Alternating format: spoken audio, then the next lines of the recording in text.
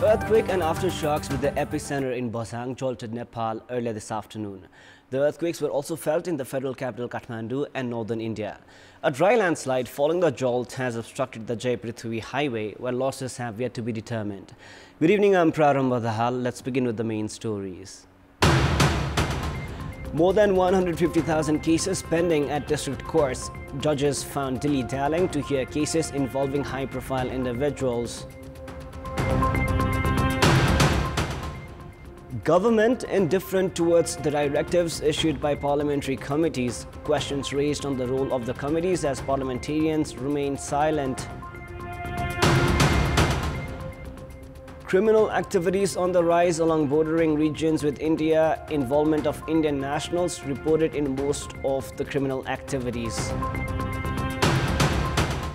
And Nepal men's cricket team staged a noteworthy performance against India at the Asian Games despite failing to move past the quarter-final round.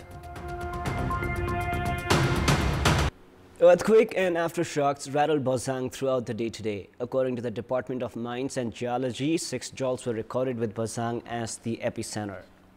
The largest jolt of 6.2 magnitude on the Richter scale was recorded at 6 minutes past 3 p.m. this afternoon. Prior to that, an earthquake of 5.3 magnitude was recorded at 2:40 p.m. One woman identified as Gundevi Dhami of Jai-Prithvi Municipality, Ward number 11, Okalgaon, has gone missing in a dry landslide following the earthquake. According to the district police office, 9 were injured in several parts of the district. Meanwhile, the Jai-Prithvi highway has been obstructed following another dry landslide in Malangavir. Chief District Officer Narayan Pandey has said that complications are being faced in clearing the debris because of regular aftershocks. The major jolts were felt even in Kathmandu and northern India. Dozens of houses of Khaptat, Chede Daha, Budiganga and Badi Malika, among other places, have been damaged by the earthquake. Security personnel have been deployed to assess the damages as well. Police has interrogated former Speaker and CPN Maoist Center Deputy Chairperson Krishna Bahadur Mahara in relation to the 9-kilogram gold smuggled in electric cigarettes. The Central Investigation Bureau of Nepal Police interrogated Mahara on Monday. Mahara was seen in regular conversation with Chinese national Li, who had smuggled the gold into Nepal. Police have already arrested Mahara's son Rahul for his alleged involvement in the smuggling case. According to the CIB, Mahara was interrogated to find out about the relationship with the Chinese national before registering a case against Rahul. Everyone expects timely justice from the court, and the Supreme Court has issued several directives to all courts for timely conclusion of cases. However, against such directives, the number of cases have not just increased at the district courts.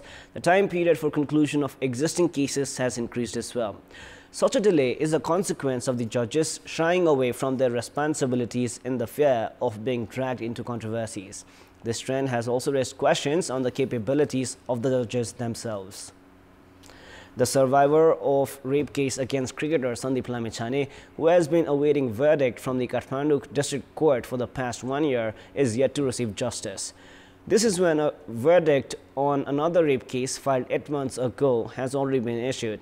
A total of 26 hearings have been set in the case against Lamichhane, while they were rescheduled on 18 occasions on the pretext of gathering additional evidences. This is just one representative example from the Kathmandu District Court. Analysts have said that judges of most courts are increasingly delaying verdicts in popular cases in the fear of being criticized for their involvement. It is the responsibility of the judges to issue a verdict after assessing the required laws and evidences. However, the judges have lately been criticized for being influenced by public pressure, protests, media and social networking platforms. This situation not just raises questions on the capabilities of the judges, but also poses a risk on the delivery of justice. Last year, the Judicial Council had taken actions against 7 judges for lacking expertise. Complaints have been registered against more than 250 judges at the Council, while 3 have been summoned for investigation. Public can be ensured justice only if the capacity and confidence of the judges can be enriched. More than 176,000 cases are stranded at the district courts alone. However, if the judges themselves continue to shy away from the responsibility of concluding the cases, the trust on the judiciary is likely to deplete as well. It is the responsibility of the parliamentary committees to monitor the performance of the government on a regular basis and issue directives to address the public requirements. The committees also have the jurisdiction to monitor the implementation of the directives and initiate efforts to ensure their effective implementation. However, not even half of the directives issued by the four thematic committees of the National Assembly have been implemented, thus raising questions on their purpose. Under the National Assembly of the Federal Parliament, there are four thematic committees: Sustainable Development and Good Governance Committee, Legislation Management Committee, Delegated Management and Government Assurance Committee, and National Concerns and Coordination Committee. These committees have separate duties, responsibilities, and authorities. Based on their jurisdiction, they can issue required directives to the government. However, most of their directives have been ignored by the government. Of the 52 directives issued by the Sustainable Development and Good Governance Committee in the past 1 year, only 30 have been implemented. Office of the Prime Minister and the Council of Ministers is way ahead in terms of ignoring the directives of the Parliamentary Committee. Of the 18 directives related to topics including national pride projects and sustainable development goals, the Office of the Prime Minister and the Council of Ministers has yet to implement 14 of them. Of more than 20 directives issued by the Delegated Management and Government Assurance Committee, most of them have yet to be implemented. Situation of the directives issued by the National Concern and Coordination Committee is the same. Despite issuing more than 100 directives, they have remained ignored, while only partial progress has been made in those implemented. The government has also ignored more than 50 directives from among around 70 issued by the Legislative Management Committee. Chairpersons of the committees have said that the government has not just ignored the committees but also the National Assembly. Meanwhile, the committees have also been alleged of issuing directives to the government without conducting adequate studies and failing to monitor the implementation status. Therefore, analysts have identified more flaws in the part of the committees. The committees also have the right to monitor the status of the directives and seek answers from the government at the House. However, they have yet to do so. And despite being termed a chamber of intellects, questions surface on the expertise of the parliamentarians and the nature of the directives issued by them. But while the government indifference regarding the implementation of the directives of the committees hurt the parliamentary prestige, issues of public concerns are likely to be ignored as well. It is now time for our segment Public Pulse, where you text us with your opinion. Public Pulse. Before we ask today's question, let us take a look at the result from yesterday's poll. Yesterday we asked, why has the process to address the issues of the victims of loan sharks been delayed? 21% were for A, delay in identification, 14% were for B, administration's indifference, and 65% were for C, political protection. Here is our today's question. Why has the role of parliamentary committees remained feeble? Your options are A, disobedient government, B, inactive parliamentarians, and C, lack of expertise. Voting is on. Type NEWS, select your option A, B, or C, and send it to 34001 to share your opinion with us. It is now time for a short break, but for more news, to stay with us. The auspicious time for Dasai Tika on the 26th of October has been set at 2 minutes past 11 a.m. The Calendar Determination Committee made public the auspicious times for various occasions during the Dasai festival. The Calendar Determination Committee has said that the Navaratri festival will commence on the 15th of October. The auspicious time for Goddess Thapana is at 11:29 a.m. Likewise, Fulpati will be observed on the 21st of October. Mahastami will be observed on the 22nd, which is on Sunday, while Mahanavami is on Monday, and Bijaya Dasami or Tika will be observed on the 24th of October on Tuesday. The committee has said that the auspicious time and direction to receive Tika this year is 11:02 a.m. and west respectively. The trend of Indian criminal groups entering Nepali bordering districts for murder and other crimes and crossing the border past again for protection has increased in recent time. While this has increased security risks in the bordering region, public have also been compelled to live in a situation of fear. 2 days after the murder of Amresh Kumar Singh, a former armed police force constable at Piparpati of Pachrota in Bara near the border, Ajit Kumar Singh of Suklaiya, Motiyari, India was shot dead near the Lakshminiya pond in Pakadia. Police has said that a group of 4 in 2 motorcycles shot Ajit before returning to India. Local residents are living in fear after the involvement of Indian nationals has been identified in the murder of the former APF constable, while the public representatives have raised questions on the security management.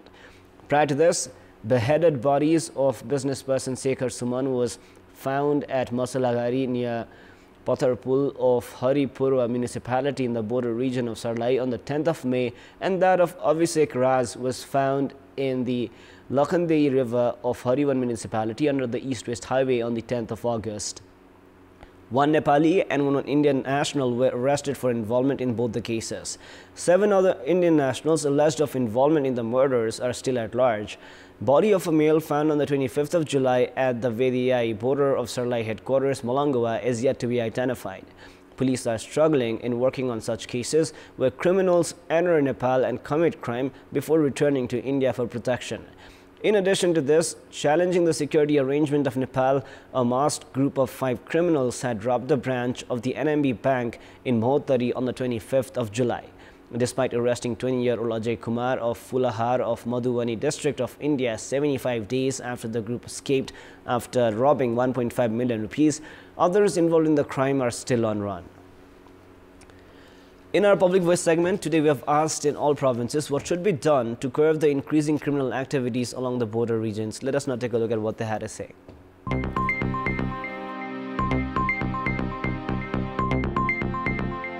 युवाहरूको बेरोजगारी जुन छ बढेको त्यसलाई रोजगारीमा परिवर्तन गर्न सक्यो भने मलाई लाग्छ निश्चित रूपले यसलाई न्यूनीकरण गर्न सकिन्छ। पुलिसहरुले पनि आफू राम्ररी पुरा इमानदारको साथ आफ्नो काममा खर्दिनु पर्छ। पारिपट्टिको सुरक्षा निकायहरू त्योसँग चाहिँ नेपालको सुरक्षा निकायले चाहिँ समन्वय गरेर एक आपसमा मिलेर चाहिँ काम गर्न सक्यो भने सुरक्षा चाहिँ कडा गर्नु पर्यो। जुन ठाउँमा प्रहरी सशस्त्र प्रहरीको चौकीहरू छैनन् त्यहाँ चौकीहरू स्थापना गरेर कडाइका साथ ड्युटी गर्नु पर्यो। खुला सीमाना जुन क्षेत्र छ त्यसलाई प्रशासनको पुलिसहरूले त्यसमा निगरानी राख्नु पर्यो। बेरोजगार छ त्यसै कारणले यस्तो हुन्छ नि त उनीलाई रोजगारी दिनु पर्छ नि। प्रहरीको मात्रै प्रयासले नहुने कुरा हो हैन, यसमा जनता पनि लागि पर्नु पर्छ। ठाउँ-ठाउँमा चेक जाँच गर्ने, खान तलासी गर्ने त्यस्ता गतिविधिहरू भइराखेका छैनन्, त्यो कामहरू पनि हुनु पर्यो। कारा गरेर चेक गर्नु पर्छ। तारबार र पर्खालको लागि जरुरी छ। त्यहाँ घर वरिपरिको मान्छेहरू हुन्छ उनीहरूले पनि अलि अलर्ट भइदिनु पर्छ। सीमा क्षेत्रमा चाहिँ प्रत्येक 1-1 किलोमिटरमा एउटा विशेष सुरक्षा को व्यवस्था चाहिँ गरेर दुवै पक्षको राज्यले त्यसमा आफ्नो राज्यको संयन्त्रहरू त्यहाँ खडा गर्नुपर्छ। सरकार लाग्नुपर्छ अनि जनता पनि लाग्नुपर्छ। सीमा प्रहरीहरूले यसको निगरानी चाहिँ नियमित गर्न सक्यो भने यो अपराध नियन्त्रण हुन सक्छ।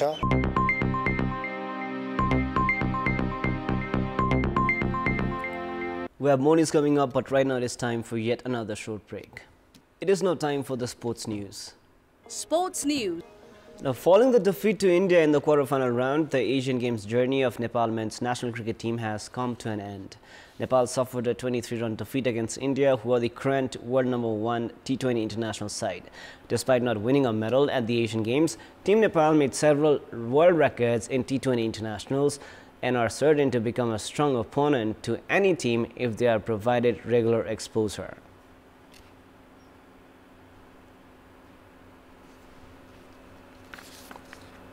That is all for the moment. Up next is the news in Nepali. Thank you for staying with us. Goodbye for now.